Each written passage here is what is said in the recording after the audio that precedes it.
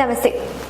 തിരുവൈരാണിക്കുളം മഹാദേവ ക്ഷേത്രത്തിലെ നടതുറപ്പ് മഹോത്സവം സമാപിക്കാൻ മണിക്കൂറുകൾ മാത്രം അവശേഷിക്കെ സംസ്ഥാനത്തെ വിവിധ ഭാഗങ്ങളിൽ നിന്നും ഭക്തജന സഹസ്രങ്ങൾ ഒഴുകിയെത്തുകയാണ്.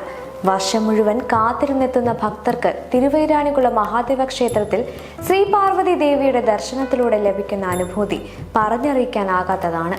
പട്ടുടയാട ചുറ്റി തിരുവാഭരണങ്ങളും കേശാലങ്കാരങ്ങളും പുഷ്പാലങ്കാരങ്ങളുമായി ദീപപ്രഭയിൽ വിളങ്ങി നിൽക്കുന്ന ശ്രീ പാർവതി ദേവിയുടെ തിരുസ്വരൂപം കാലങ്ങളായി നടതുറപ്പിനെത്തുന്ന ഭക്തർക്ക് പോലും ആദ്യ ദർശനത്തിന്റെ അനുഭവമാണ് നൽകുന്നത്. തങ്കത്തിരുമുഖത്ത് തിലകക്കുറി ചൂടി മുന്നിലേക്ക് പിന്നിയിട്ട മുടിയിൽ കേശാലങ്കാരങ്ങളും പുഷ്പാലങ്കാരങ്ങളും ചാർത്തി പട്ടുടയാട ചുറ്റി അഭയ വരദായിനിയായി നിൽക്കുന്ന രൂപത്തിലാണ് ദേവിയെ ദർശിക്കാനാവുക.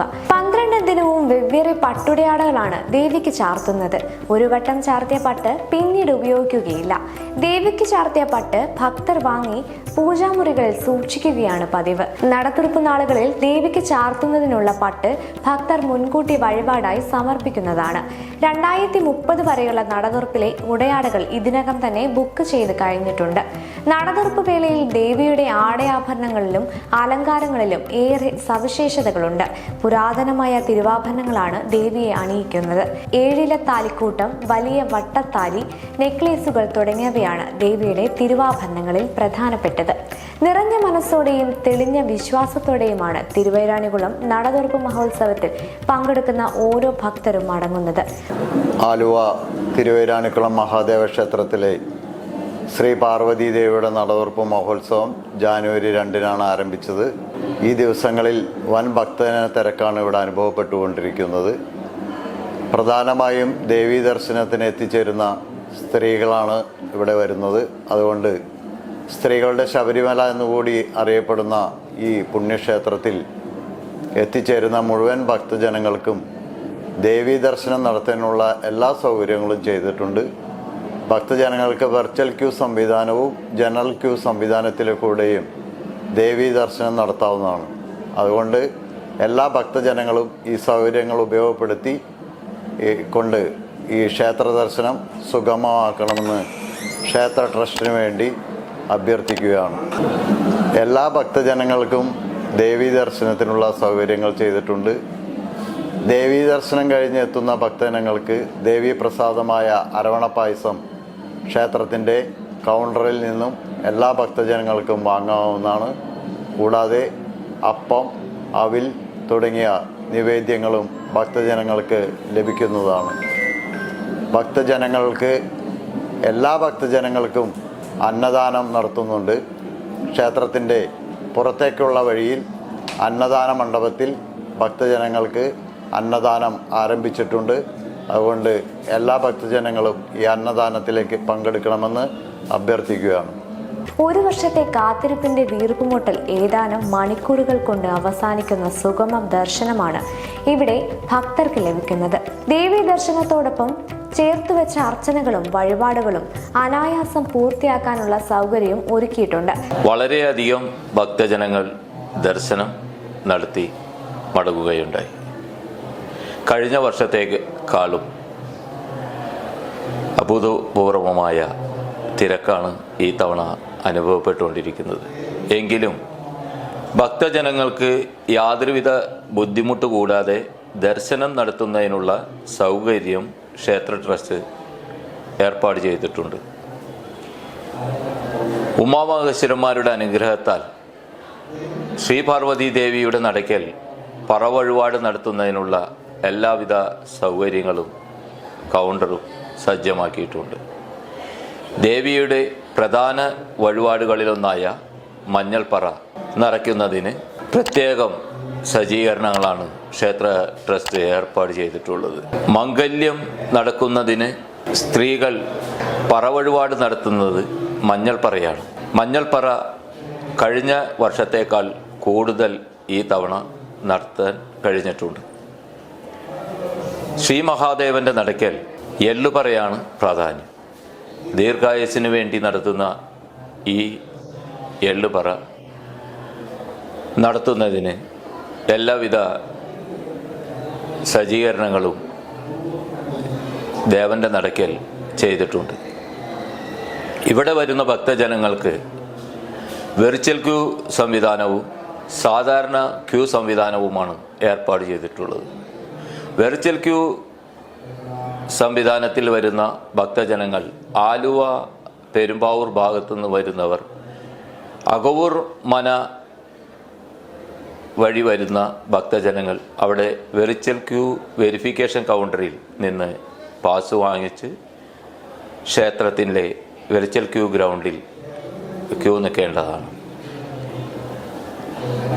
കാലടി, തൃശ്ശൂർ, ചാലക്കുടി ഭാഗത്തു നിന്ന് വരുന്ന ഭക്തജനങ്ങൾ കൈലാസം പാർക്കിംഗ് ഗ്രൗണ്ടിൽ വന്ന് വെർച്വൽ ക്യൂ വെരിഫിക്കേഷൻ കൗണ്ടറിൽ ചെന്ന് പാസ്സാക്കി വരേണ്ടതാണ്. ഇവിടെ വരുന്ന ഭക്തജനങ്ങൾ ഭൂരിഭാഗവും സ്ത്രീകളായതുകൊണ്ട് എല്ലാ സജ്ജീകരണവും വളരെ സുരക്ഷിതമായിട്ടാണ് ക്യൂ സംവിധാനം ഒരുക്കിയിട്ടുള്ളത്. തൊഴുതുമടങ്ങുന്ന ഭക്തജനങ്ങൾക്ക് പ്രസാദ വിതരണമുണ്ട്.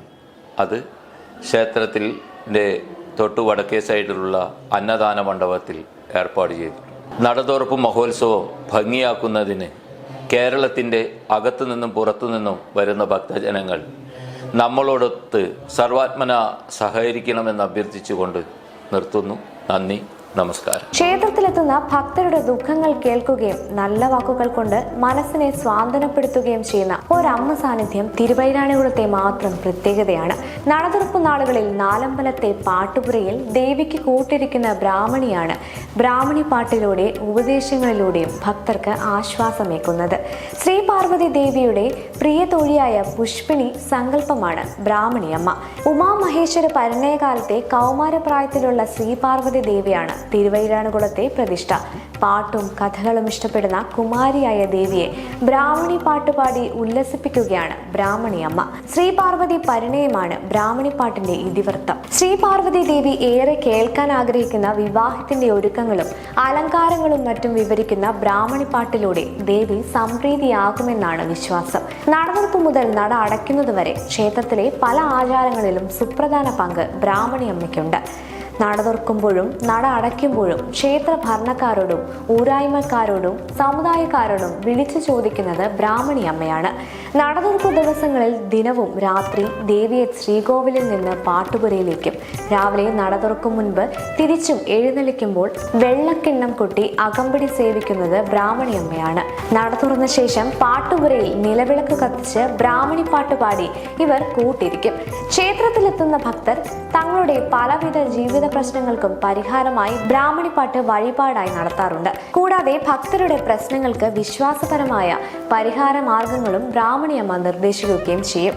പാരമ്പര്യമായി അല്ലിമംഗലത്ത് പുഷ്പകത്ത് കുടുംബത്തിലാണ് ബ്രാഹ്മണിയമ്മ സ്ഥാനത്തിനുള്ള അവകാശം. റിട്ടയർഡ് അധ്യാപിക അല്ലിമംഗലത്ത് പുഷ്പകത്ത് തങ്കമണിയാണ് നിലവിലെ ബ്രാഹ്മണിയമ്മ.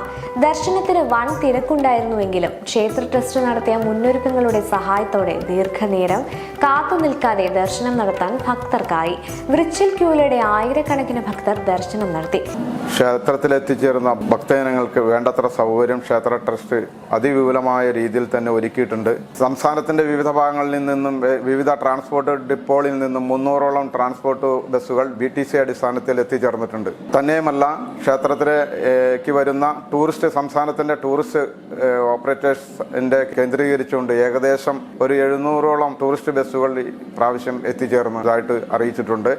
അവർക്ക് വേണ്ടത്ര സൗകര്യങ്ങൾ അതിവിപുലമായ രീതിയിൽ നമ്മൾ ഒരുക്കിയിട്ടുണ്ട്. തന്നെയുമല്ല, വേണ്ടത്ര മെഡിസിൻ സംവിധാനം, ട്രാഫിക് സംവിധാനം, പാർക്കിംഗ് സംവിധാനം ഇതെല്ലാം കൂടി ക്ഷേത്ര ട്രസ്റ്റ് അതിവിപുലമായ രീതിയിൽ തന്നെയാണ് ഒരുക്കിയിരിക്കുന്നത്. ഭക്തജനങ്ങൾക്ക് ആവശ്യമായ അന്നദാനം ക്ഷേത്ര ട്രസ്റ്റ് ഏകദേശം 9 മണി മുതൽ ആരംഭിച്ച് ഏകദേശം 4 മണിക്ക് അവസാനിപ്പിക്കാവുന്ന രീതിയിൽ വരുന്ന ഭക്തജനങ്ങൾക്ക് യഥേഷ്ടം അന്നദാനം കൊടുക്കാവുന്ന ഒരു സംവിധാനം ഈ ക്ഷേത്ര ട്രസ്റ്റ് ഒരുക്കിയിട്ടുണ്ട്. അത് ഭക്തജനങ്ങൾ വളരെ കഴിച്ച് സായുജ്യമടഞ്ഞാണ് പോകുന്നതെന്നാണ് മനസ്സിലാക്കാൻ കഴിഞ്ഞിരിക്കുന്നത്. ഈ കുറി മാധ്യമങ്ങളുടെ ഭാഗത്തുനിന്നും വളരെയധികം നല്ല ഒരു സപ്പോർട്ടാണ് നമുക്ക് ക്ഷേത്ര ട്രസ്റ്റിന് കിട്ടിയിരിക്കുന്നത്. അത് നമ്മൾ ഒരു നല്ലൊരു സഹായമായി നമ്മൾ കണക്കാക്കുന്നു. സോഷ്യൽ മീഡിയയും പത്രക്കാരുടെയും ഒരു നല്ലൊരു പങ്ക് ഇതിനകത്ത് ഉണ്ട്. അത് നമുക്ക് കിട്ടിയിട്ടുണ്ട്. നമ്മൾ അതിനകത്ത് ഒരു സന്തോഷവാനാണ്. ക്ഷിപ്രപ്രസാദിയായ മഹാദേവനൊപ്പം ദക്ഷപുത്രിയായ സതീദേവിയും ഹിമവൽ പുത്രിയായ പാർവതി ദേവിയും ഒരേ മതിൽക്കെട്ടിനുള്ളിൽ വാണരുളുന്ന കേരളത്തിലെ തന്നെ ഏക ക്ഷേത്രമാണ് തിരുവൈരാണികുളം മഹാദേവ ക്ഷേത്രം. ദക്ഷയാഗവേളയിൽ തന്റെ പിതാവായ ദക്ഷനാൽ അപമാനിതയായ സതീദേവി യാഗാഗ്നിയിൽ ആത്മാഹൂതി ചെയ്തുവെന്നാണ് പുരാണങ്ങളിൽ പറയുന്നത്. ഇതറിഞ്ഞ മഹാദേവൻ തന്റെ ഭൂതഗണങ്ങൾക്കും ശിരസിൽ നിന്ന് ജട പറിച്ചെറിഞ്ഞ് ജന്മം നൽകിയ ഭദ്രകാളിക്കുമൊപ്പം യാഗവേദി ചുട്ടിരിച്ചെന്നും ദക്ഷന്റെ ശിരസ് അറുത്തെന്നും ഒടുവിൽ ദേവന്മാരുടെ അപേക്ഷ പ്രകാരം പുനർജനിച്ചുവെന്നും സതീദേവി പിന്നീട് ശ്രീ പാർവതി ദേവിയായി പുനർജനിച്ചുമെന്നാണ് വിശ്വാസം. ശ്രീ മഹാദേവനെയും സതീദേവിയെയും പാർവതീദേവിയും ഭദ്രകാളിയെയും ഒരേ സമയം ദർശിക്കുന്നതിന് ഭാഗ്യം ലഭിക്കുക എന്ന അപൂർവതയാണ് നടതുറപ്പ് വേളയിൽ ഭക്തർക്ക് ലഭിക്കുന്നത്. ഗണപതി, മഹാവിഷ്ണു, നാഗപ്രതിഷ്ഠ, ധർമ്മശാസ്താവ്, യക്ഷി എന്നീ പ്രതിഷ്ഠകളും ക്ഷേത്രത്തിലുണ്ട്. ആയില്യം ദിനമായ ഇന്നലെ ക്ഷേത്രത്തിലെ നാഗദേവതകൾക്ക് പ്രത്യേക പൂജകൾ നടന്നു. രാവിലെ ആയില്യ പൂജ, നൂറും പാലും, മഞ്ഞൾ, കരിക്കഭിഷേകം എന്നിവ നടന്നു. നടതുറപ്പ് വേളയിൽ നാഗപ്രീതി നേടി സർപ്പദോഷങ്ങൾക്ക് പരിഹാരം നേടാമെന്നാണ് വിശ്വാസം. ഇതോടൊപ്പം നാഗപ്രതിഷ്ഠയ്ക്ക് സമീപം പുള്ളുവൻ പാട്ടും നടന്നു വരുന്നു. ജില്ലയുടെ വിവിധ ഭാഗങ്ങളിൽ നിന്നുള്ള പുള്ളുവ കുടുംബങ്ങളാണ് എല്ലാ വർഷവും പുള്ളുവൻ പാട്ട് പാടാനായി എത്തുന്നത്. പുള്ളുവൻ, കുടംകൊട്ടി, അനന്തൻ, വാസുകി, തക്ഷകൻ, കാർക്കോടകൻ തുടങ്ങിയ നാഗദൈവങ്ങളെ സ്തുതിച്ചു പാടുന്നതാണ് പാട്ടുകൾ. ഭക്തർക്ക് സുഗമമായി ദർശനം നടത്താനുള്ള ക്രമീകരണങ്ങൾക്ക് ഭക്തരുടെ പൂർണ്ണ പിന്തുണയുണ്ട്. പോലീസും വാളണ്ടിയർമാരും സെക്യൂരിറ്റി ഗാർഡുകളും നൽകുന്ന നിർദ്ദേശങ്ങൾ ഭക്തർ കൃത്യമായി പിന്തുടരുന്നതിനാൽ ക്രമീകരണങ്ങളെല്ലാം വൻ വിജയകരമാണ്. എല്ലാ ക്ഷേത്രങ്ങൾക്കും അതിൻ്റേതായ പ്രത്യേകതകളുണ്ട്. പ്രത്യേകത എന്ന് പറയുമ്പോൾ അതിൻ്റെ പ്രതിഷ്ഠാ സങ്കല്പം അനുസരിച്ചായിരിക്കും ആ ക്ഷേത്രത്തിൻ്റെ ഉയർച്ച. അതുപോലെ തന്നെ ആ ക്ഷേത്രത്തിലേക്ക് ഭക്തജനങ്ങളുടെ പ്രത്യേകത വഴിപാടുകൾ. ഇപ്പോൾ അങ്ങനെ ആ വഴിപാടുകൾ മാത്രമല്ല, ആ ഓരോ ദേവീ ദേവന്മാരെ പ്രതിഷ്ഠാന അനുസരിച്ച് അനുഗ്രഹങ്ങൾ വ്യത്യസ്തമായിരിക്കും. അതായത് പ്രധാനമായിട്ട് ഒരു ക്ഷേത്രം പ്രതിഷ്ഠിച്ചത് ആരാണ് പ്രതിഷ്ഠിച്ചത്, അത് ഏത് രൂപത്തിലാണ്, ഏത് ഭാവത്തിലാണ്, ഇതിനൊക്കെ തന്നെ പ്രത്യേകതകളുണ്ട്. അപ്പോൾ അതുപോലെ തന്നെ ഈ തിരുവരായിരം മഹാദേവ ക്ഷേത്രത്തിൽ ഈ മഹാദേവൻ്റെ പ്രതിഷ്ഠയ്ക്ക് വളരെയധികം പ്രാധാന്യമുള്ള ഒരു കാര്യമാണ്. അതായത് മഹാദേവൻ എന്ന് പറയുമ്പോൾ ക്ഷിപ്രകോപിയും ക്ഷിപ്രപ്രസാദിയാണ്. എന്നാൽ തിരുവരാണികുളത്തെ സംബന്ധിച്ചിടത്തോളം വളരെ ശാന്തരൂപനായിട്ടാണ് അതിൻ്റെ രൂപം. അപ്പോൾ ഇതൊരു ഐതിഹ്യ കഥ പറയുമ്പോൾ മഹാഭാരത യുദ്ധത്തിൽ അർജുനന് വലിയ വീരാളിയാണെന്നും ഏതൊരു ആരെയും തോൽപ്പിക്കാൻ പറ്റുന്നൊരു അഹംഭാവം ഉണ്ടായിരുന്നു. കാരണം അത്രയും വലിയൊരു വീരനായിരുന്നല്ലോ അർജുനൻ. പക്ഷേ അർജുനൻ്റെ ആ അഹംഭാവം പലപ്പോഴും അത് പ്രശ്നങ്ങളുണ്ടാക്കുന്നത് ധൗമ്യ മഹർഷി, അതായത് ഇവരുടെ ഉപദേഷ്ടാവായിരുന്നു. അപ്പോൾ ആ ഉപദേശകനായിട്ട് ആ ധൗമ്യ മഹർഷി പറഞ്ഞു, ഇതൊന്നും കാര്യമില്ല, നിങ്ങളുടെ ഈ അഹംഭാവം കൊണ്ടൊന്നും ജയിക്കാൻ പോകുന്നില്ല യുദ്ധത്തിൽ. അതുകൊണ്ട് ഒരു കാര്യം ചെയ്യേണ്ടി വരും, മഹാദേവന് അനുഗ്രഹം മേടിക്കുക മാത്രമേ അതിന് വഴിയുള്ളൂ. അപ്പുറത്ത് കൗരവപക്ഷത്ത് വലിയ വലിയ ഭീഷ്മര്, ദ്രോണര്, അതുപോലെ തന്നെ ഇങ്ങനെയുള്ള വലിയ വലിയ യോദ്ധാക്കളുള്ളപ്പോൾ അവരോട് ജയിക്കണമെങ്കിൽ മഹാദേവന് അനുഗ്രഹം കൊണ്ട് മാത്രമേ പറ്റുള്ളൂ എന്ന് ഉപദേശിച്ചു. അതനുസരിച്ച് അർജുനൻ എന്ത് ചെയ്തു വെച്ചെങ്കിൽ മഹാദേവനെ പ്രീതിപ്പെടുത്താൻ കാട്ടിലേക്ക് പോയി വലിയ അനവധി തപസ് ചെയ്യാണ്, ഘോര തപസ് ചെയ്യാണ്. അപ്പോൾ ശിവനെ സംബന്ധിച്ചിടത്തോളം, മഹാദേവനെ സംബന്ധിച്ചിടത്തോളം എങ്ങനെയാണെങ്കിൽ ആർക്കും പെട്ടെന്ന് അങ്ങോട്ട് അനുഗ്രഹം കൊടുക്കുന്ന പ്രകൃതമല്ല. അദ്ദേഹം പരീക്ഷ നടത്തി ഈ ഭക്തജനങ്ങൾക്ക് യഥാർത്ഥത്തിൽ ഭക്തി ഉണ്ടോ എന്ന് പരിശോധിച്ച് അങ്ങനെയൊക്കെയാണ് അനുഗ്രഹം കൊടുക്കുള്ളൂ. അങ്ങ് മഹാദേവൻ എന്ത് ചെയ്തു വെച്ചിട്ടുണ്ടെങ്കിൽ ഒരു കാട്ടാളുടെ രൂപം, അതുപോലെ തന്നെ പാർവതീദേവി ഒരു കാട്ടാളത്തിയുടെ വേഷം ധരിച്ച് അവിടെ ചെല്ലും. അങ്ങനെ കാട്ടിൽ ചെന്ന് അർജുനനോട് യുദ്ധം ചെയ്യണം. അർജുനൻ്റെ തപസ് മുടക്കാൻ ശ്രമിക്കുന്നു. അപ്പോൾ അർജുനന് വളരെ കോപം വന്നു. എന്നെ തപസ് മുടക്കാൻ ആരാ ഇങ്ങനെ ഉണ്ട് എന്ന് വിചാരിച്ച് അർജുനൻ കാട്ടാളനായിട്ട് യുദ്ധം ചെയ്തിട്ട് എന്ത് പറയുക, അവസാനം അർജുനൻ പരാജയപ്പെട്ടു. ഇങ്ങനൊരു കാട്ടാളൻ എന്നെ തോൽപ്പിച്ചു എന്ന് പറഞ്ഞാൽ വലിയൊരു ലജ്ജ തോന്നി. മാത്രമല്ല ഇതാരാണെന്നറിഞ്ഞ് ഇദ്ദേഹം കാൽക്കൽ വീണ്, അങ്ങ് ആരാണ് എനിക്ക് ഇങ്ങനെ അബദ്ധം പറ്റിയതാണ്, എന്താണെന്ന് കാര്യമെന്ന് ചോദിച്ചപ്പോൾ മഹാദേവൻ യഥാർത്ഥ രൂപം കാണിക്കുകയാണ്. അപ്പോൾ അത് കണ്ടപ്പോഴാണ് അർജുനൻ അത്ഭുതമായത്. മഹാദേവൻ നേരിട്ട് പ്രത്യക്ഷപ്പെട്ടതാണ്. അങ്ങനെ ആ മഹാദേവൻ നേരിട്ട് പ്രത്യക്ഷപ്പെടുകയും അർജുനന് പാശുപതാസ്ത്രം ദാനം ചെയ്യുകയും ചെയ്യുക. പാശുപതാസ്ത്രം എന്ന് പറഞ്ഞിട്ടുണ്ടെങ്കിൽ ഏതൊരു ആരെയും തോൽപ്പിക്കാൻ പറ്റാത്ത രീതിയിലുള്ള ശക്തമായിട്ടുള്ള ഒരു അസ്ത്രമാണ്. അപ്പോൾ ആ അസ്ത്രം അർജുനൻ ദാനം ചെയ്തു. അതിന് ശേഷമുള്ള രൂപത്തിലാണ് ഈ ഇവിടുത്തെ പ്രതിഷ്ഠ. അതായത് അപ്പോൾ എങ്ങനെയാണെങ്കിൽ വരുന്ന ഭക്തജനങ്ങൾക്ക് എല്ലാ അഭീഷ്ടങ്ങളും സാധിക്കാനുള്ള അനുഗ്രഹങ്ങൾ കൊടുക്കുന്ന രൂപത്തിലാണ് മഹാദേവൻ്റെ ഇവിടെ പ്രതിഷ്ഠ. അതുകൊണ്ട് തന്നെയാണ് ഇതിൻ്റെ പ്രത്യേകത. മാത്രമല്ല അതുകൊണ്ട് തന്നെ വരുന്ന ഭക്തജനങ്ങൾ എന്താണ് അവരുടെ അഭീഷ്ടം അത് സാധിച്ചു കൊടുക്കാൻ മഹാദേവൻ എപ്പോഴും സന്നദ്ധരായിരിക്കുന്ന രൂപത്തിലാണ് ഇവിടെ പ്രതിഷ്ഠ എന്നാണ് ഏറ്റവും വലിയ ഒരു പ്രത്യേകത. അതുപോലെ തന്നെയാണ് പാർവതീദേവിയുടെ പ്രതിഷ്ഠയ്ക്കും പ്രത്യേകതകളുണ്ട്. അതായത് പാർവതീദേവി ഹിമവൽപുത്രിയാണല്ലോ. അപ്പോൾ പാർവതീദേവി ജനിച്ചു വന്നത് തന്നെ ഒരു കുട്ടിക്കാലത്ത് തന്നെ ഒരു സന്യാസി വന്ന് നിന്നെ അനുഗ്രഹണം ചെയ്യുന്ന ഒരു മഹാദേവനാവുമെന്ന് പറയേണ്ടായി. അപ്പോൾ അതിങ്ങനെ മനസ്സിലുകൊണ്ട് കുറച്ചുകൂടി പ്രായമായിപ്പോൾ ഈ മഹാദേവനെ തന്നെ പതിയായിട്ട് കിട്ടണം എന്ന ഒരു മോഹത്തിലിങ്ങനെ നടന്നു. അപ്പോൾ അവരുടെ കുടുംബങ്ങളൊക്കെ മാതാപിതാക്കളും അതുപോലെ തന്നെ ബന്ധുക്കളും എല്ലാവരും അത് ശരിയല്ല, തീരെ അതിന് എതിർക്കുകയുണ്ടായത്. മഹാദേവൻ അങ്ങനെയുള്ള ഒരാളല്ല. അദ്ദേഹം ഇങ്ങനെയാണെങ്കിൽ ക്ഷിപ്ത ഗോപിയാണ്. മാത്രമല്ല അദ്ദേഹത്തിൻ്റെ രൂപഭാവങ്ങളൊന്നും പാർവതി ദേവിക്ക് അനുയോജ്യമല്ല. അതുകൊണ്ട് വേണ്ടാന്ന് പലരും ഉപദേശം നൽകി. എന്നാലും പാർവതി ദേവിക്ക് അതിൻ്റെ മോഹം ശിവനെ തന്നെ പണിഗ്രഹണം ചെയ്യണമെന്ന്. അങ്ങനെ വളരെ കാലം പാർവതി ദേവി തപസ് ചെയ്യുക. അങ്ങനെ പാർവതി ദേവി തപസ് ചെയ്തിട്ട് അവസാനം ശിവനെ പ്രത്യക്ഷപ്പെടുത്തി. അങ്ങനെ അവരുടെ വിവാഹം സമംഗളം നടന്നു. ആ വിവാഹത്തിന് ശേഷമുള്ള രൂപത്തിലാണ് ഇവിടെ പാർവതീദേവിയുടെ പ്രതിഷ്ഠ.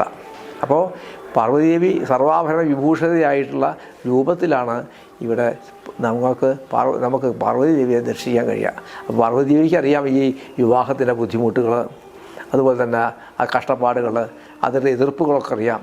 അതുകൊണ്ട് വരുന്ന ഭക്തജനങ്ങൾക്ക് സമയാസമയങ്ങളിൽ വിവാഹം നടക്കുന്നതിനും അതുപോലെ തന്നെ ദീർഘമംഗല്യത്തിനും ഇഷ്ടസന്താന ലബ്ധിയൊക്കെ ദേവി പ്രത്യേകം അനുഗ്രഹിക്കുന്നതാണ് വിശ്വാസവും അനുഭവവും. ഇങ്ങനെ ഇത് മാത്രമല്ല, ഇവിടെ ഈ പാർവതി ദേവിയുടെ ദർശിക്കാൻ 12 ദിവസം മാത്രമേ ഇവിടെ കഴിയുള്ളൂ. അതുകൊണ്ട് ആ 12 ദിവസം വരുന്ന ഭക്തജനങ്ങൾക്ക് വേണ്ട പ്രത്യേക അനുഗ്രഹവും പാർവതി ദേവി കൊടുക്കുന്നുണ്ട്. അതുകൊണ്ട് ലക്ഷക്കണക്കിന് ആൾക്കാർ ഇവിടെ വരികയും അതിൻ്റെ അനുഭവങ്ങൾ ഉണ്ടാവുകയും ചെയ്തിട്ടുണ്ട്. ഇപ്പോൾ ഇവിടെ എൻ്റെ അനുഭവത്തിൽ തന്നെ അനവധി ആൾക്കാർ വിവാഹം നടക്കാൻ വളരെ ബുദ്ധിമുട്ടിയിട്ടുള്ള ആൾക്കാർ വന്ന് ഒരു കൊല്ലം ഇവിടെ ഭജിച്ച് അതുപോലെ തന്നെ തൊഴുത് വഴിപാടുകളൊക്കെ ചെയ്തു കഴിഞ്ഞാൽ പിറ്റേ കൊല്ലത്തിലേക്ക് ഇവരുടെ വിവാഹം നടന്നതായിട്ടാണ് അറിയാൻ കഴിഞ്ഞത്. അങ്ങനെ അനവധി പേരുടെ നമുക്ക് അനുഭവങ്ങൾ ഇവിടെയുണ്ട്. അതുതന്നെയാണ് ഈ ക്ഷേത്രത്തിൻ്റെ തിരുവൈരാണിക്കുളം മഹാദേവക്ഷേത്രത്തിൻ്റെ പ്രത്യേകതകൾ.